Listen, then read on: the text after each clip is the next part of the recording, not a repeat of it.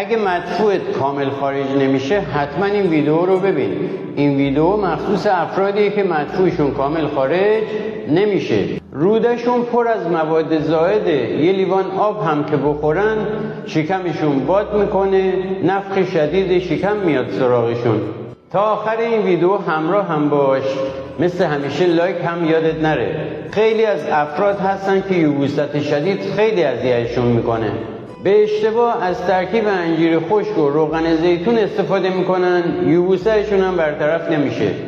با این ترکیب فوق‌العاده‌ای که بهتون معرفی میکنم مینویسم، امضا میکنم، شدیدترین یبوست ها هم برطرف میشه، از شرش خلاص میشید.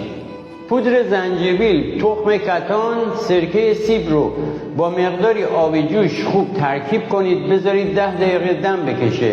بعد از اینکه دم کشید از صافی ردش کنید و بعد از وعده غذایی نهار و شام میلش کنید.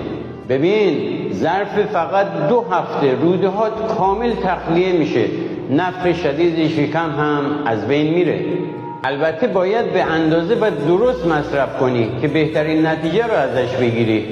توقع خاصی ازت ندارم، کار خاصی هم نیاز نیست انجام بدی، فقط کافیه پیجم رو فالو داشته باشی و کلمه یبوست رو برام کامنت کنی. این ویدیو رو برای دوستاتم بفرست تا اونا هم استفاده کنن.